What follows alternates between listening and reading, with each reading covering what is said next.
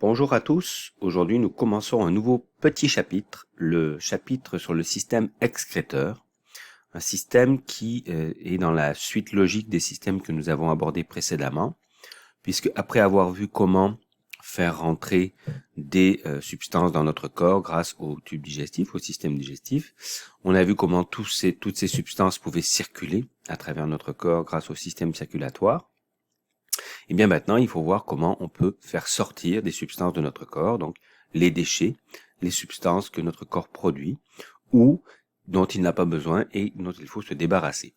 Donc il y a un ensemble d'organes qui travaillent, il y a plusieurs en réalité systèmes, puisqu'on a déjà abordé le système digestif qui lui gère l'évacuation des déchets de la digestion. Donc on va voir que le système excréteur, c'est un ensemble de plusieurs systèmes, mais il y en a quand même un principal. Alors la première question qu'on va se poser, c'est pourquoi ? Pourquoi le système excréteur évacue des substances ? Eh bien parce que le corps maintient en permanence un équilibre.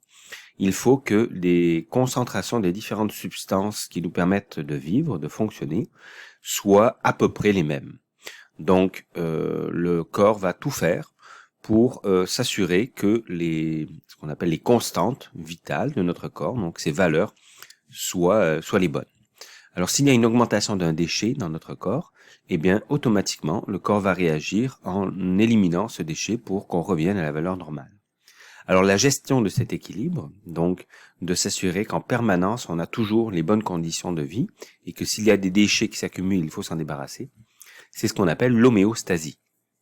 Donc le principe homéostasique, c'est un principe de gestion des substances chimiques et ça marche dans tous les sens, c'est-à-dire que s'il manque une substance, eh bien le corps va essayer de la récupérer.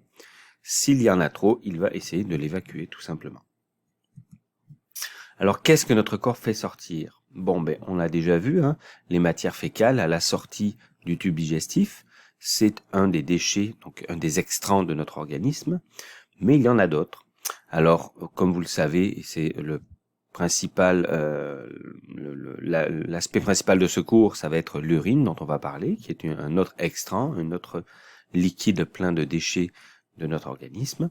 Mais quand on regarde cette animation, on peut aussi penser que, en réalité, à travers notre peau, il y a des déchets qui sortent en permanence. Donc de la chaleur, par exemple, de l'eau et des sels minéraux quand on transpire. Donc tout ça, ça sort de notre corps. Et en bleu, ce qui est représenté en bleu, c'est un autre déchet dont on a déjà parlé, c'est le dioxyde de carbone qui est évacué lors de l'expiration. Donc comme vous pouvez voir, en réalité, il y a plusieurs endroits dans notre corps qui gèrent des déchets et qui s'en débarrassent. Alors, les différents déchets qu'on vient de nommer, les matières fécales, donc à la fin de la digestion, on s'en débarrasse. L'urine, donc je le dis tout de suite, mais on va en reparler en détail, c'est le résultat de la filtration du sang. Donc, ce sont les déchets qui sont dans le sang, qui se font enlever du sang à travers le système urinaire. On a le dioxyde de carbone qu'on avait déjà nommé, qui est évacué lors de la respiration, lors de l'expiration plus précisément. La sueur et la chaleur qu'on va mettre ensemble, qui permettent, en fait, les deux travailler ensemble pour évacuer la chaleur. Donc, le but, c'est d'évacuer la chaleur. Et pour ce faire, eh bien, notre corps va libérer de la sueur, donc de l'eau, à la surface de notre peau. Et tant qu'à y être, il va également libérer certains déchets. Donc comme vous le savez, la sueur, c'est pas juste de l'eau, ça a un certain goût salé, il y a des petites substances salées qui vont sortir en même temps. Alors, qu'est-ce qu'on retrouve exactement dans les matières fécales ? Alors ça, vu qu'on a déjà fait le système au complet, le système digestif, ça devrait pas vous étonner. On retrouve des résidus alimentaires, donc notamment par exemple les fibres alimentaires qui ne sont pas digérées. On retrouve énormément de bactéries, puis ça non plus c'est pas une surprise, on avait vu la flore intestinale. Il y a un petit peu d'eau, donc les matières fécales normalement sont légèrement humides pour qu'on puisse s'en débarrasser quand même. Et on y retrouve aussi quelques sels, donc des sels minéraux. Donc ça c'est la consistance, la contenance des matières fécales. Alors petite parenthèse, la jaunisse qui est une maladie du foie, elle est due à un problème d'évacuation d'une des substances qu'on retrouve dans les matières fécales, justement. Donc, cette substance s'accumule dans notre corps et donne une coloration jaune à notre peau et au blanc de nos yeux notamment. On enchaîne avec le dioxyde de carbone, je n'y reviens pas en détail parce que on l'a déjà fait ça. Donc le dioxyde de carbone, c'est le résultat de la respiration cellulaire. On voit un muscle ici qui récupère du dioxygène. Avec du glucose, il va fabriquer de l'énergie, donc plus précisément ses mitochondries. Ça va libérer de l'eau et du dioxyde de carbone. Le dioxyde de carbone repart dans le système circulatoire et le voilà, à travers les poumons, dans les alvéoles pulmonaires, on s'en débarrasse. Donc c'est un des déchets qu'on évacue en permanence de notre corps. Petite parenthèse sur le monoxyde de carbone, qui est donc c'est un dioxyde de carbone dans lequel il n'y a qu'un oxygène, donc ça devient un monoxyde de carbone. Alors il s'accroche très facilement aux globules rouges, et s'il y en a dans un appartement ou dans une maison, eh bien ça peut nous intoxiquer, car une fois qu'il s'accroche aux globules rouges, il est difficile de l'enlever, et donc il va gêner le transport de l'oxygène. On est rendu à la sueur, donc la sueur, eh bien c'est de l'eau principalement, mais c'est de l'eau salée. Alors vous le savez, vous avez déjà des petites gouttes de sueur sûrement qui ont perlé sur votre corps et vous en avez peut-être eu un petit peu dans votre bouche, donc c'est de l'eau salée et l'objectif évidemment est d'évacuer la chaleur. Donc c'est un excellent moyen qu'il y a dans notre organisme quand notre corps a trop de chaleur et qu'il doit l'évacuer, donc il va mettre à la surface de notre peau les vaisseaux sanguins pour évacuer la chaleur et il va mettre de l'eau à la surface de notre peau pour qu'elle s'évapore et en s'évaporant elle va enlever de la chaleur tout simplement. Au passage, on va nommer pour la première fois, mais on y reviendra plus tard, le système qui correspond à la peau. Donc c'est le système tégumentaire, c'est son nom. Alors quelques petits exemples de problèmes de santé liés à la chaleur. Eh bien quand on a trop de chaleur et qu'on l'évacue mal, eh bien on appelle ça faire de l'hyperthermie. Donc c'est avoir une température trop élevée. Ça arrive quand on fait de la fièvre bien sûr, mais ça arrive aussi par exemple quand il fait très chaud l'été et très humide. Et l'humidité de l'air en fait va empêcher ou en tout cas gêner l'évaporation de l'eau à la surface de notre corps. Alors notre corps libère de l'eau pour qu'elle s'évapore pour nous refroidir, mais elle n'arrive pas à s'évaporer. Donc le corps ne se refroidit pas et la sueur s'accumule tout simplement sur le corps. Petite parenthèse sur la chair de poule également, tant qu'à parler de la peau. Donc lorsqu'on a froid ou qu'on a un certain stress, eh bien il peut y avoir une réaction particulière. Donc les petits poils de la peau ont chacun un muscle. Chacun de nos poils a un muscle et en tirant le poil, eh bien la peau va se creuser et ça va faire une sorte de petite cuvette, comme vous voyez, comme un creux entre chaque poil.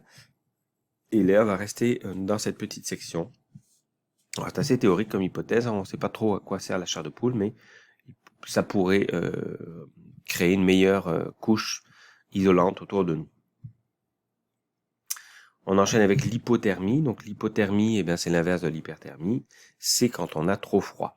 Alors quand on a trop froid, eh bien, les vaisseaux sanguins vont rentrer en profondeur dans notre corps pour limiter les pertes de chaleur.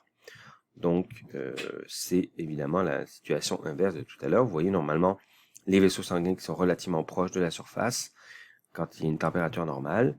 Et quand il fait froid, eh bien, les vaisseaux sanguins se contractent et ils rentrent en profondeur pour conserver la chaleur, ce qui donne à notre peau une coloration plus blanche.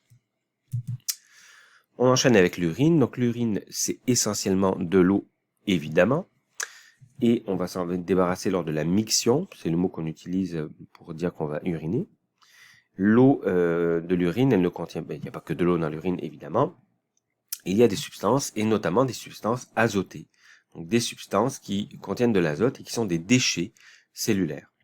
Alors, ce sont les principaux déchets qu'on retrouve dans le sang et qui vont être filtrés. Donc, vous voyez les reins ici qui filtrent le sang et qui vont enlever les déchets qu'il y a dans le sang pour les évacuer.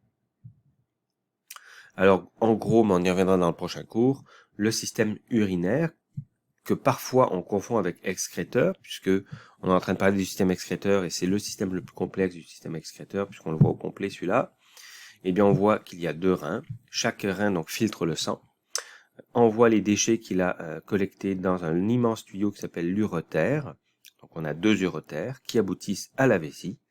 La vessie c'est un réservoir d'urine, avec des petits muscles autour, et quand la vessie est pleine, eh bien on évacue, donc on contracte la vessie, on pousse l'urine dans un petit tuyau qui est relié à l'extérieur et qui s'appelle l'urètre. Donc voilà pour l'ensemble du système urinaire.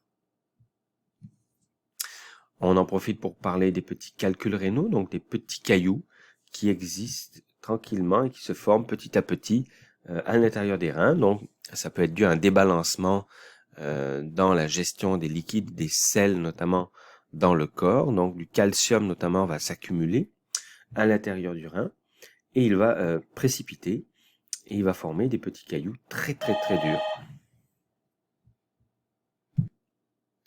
Désolé pour cette petite interruption. Alors, on était en train de dire qu'il y a des petits cailloux, donc on appelle ça des calculs, qui vont se former à l'intérieur des reins. Et ces petits cailloux vont bloquer, vont gêner le fonctionnement du rein et créer de très fortes douleurs quand ils vont bloquer le rein ou quand ils vont descendre dans l'uretère. À noter au passage que le mot calcul veut dire caillou en grec, non en latin pardon, calculus. Et c'est de là que vient le mot en fait calcul rénaux.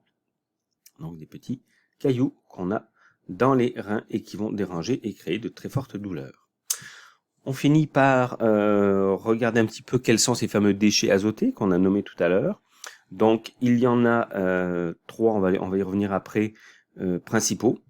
Donc il y a l'urée, qui a donné son nom à l'urine, qui est donc la principale substance chimique qu'on retrouve dans l'urine, vous voyez ici, à 20 grammes par litre. On a l'acide urique, qui est un dérivé de l'urée, donc le voilà ici. Et on a l'ammoniac, qui est une substance azotée aussi, qu'on a déjà croisée cette année, et qui est en quantité relativement, en tout cas décelable dans l'urine, et qui va souvent donner l'odeur désagréable à l'urine d'ailleurs. On voit qu'il y a du sel, du chlorure de sodium, dans l'urine, de 8 à 10 grammes par litre quand même. Le reste, c'est de l'eau. Alors en fait, il peut y avoir d'autres sels. Donc là, on a marqué chlorure de sodium, mais il est possible de retrouver du calcium, du magnésium, du potassium, etc. Et à noter au passage que, normalement, il n'y a pas de protéines, de lipides et de glucose dans l'urine, mais il est possible qu'il y en ait, et ça, ce serait signe d'un mauvais fonctionnement du rein. Alors voilà pour ça. On va finir avec l'infection urinaire. L'infection urinaire, c'est une bactérie qui va s'installer soit dans la vessie, soit qui va remonter dans l'uretère et qui va aller s'installer dans le rein. Donc ça va créer des sensations de brûlure, donc des douleurs au moment de la miction, donc quand on va uriner. Et ça se traite relativement facilement par des antibiotiques finalement, comme toutes les maladies avec bactéries. Voilà pour ce premier cours.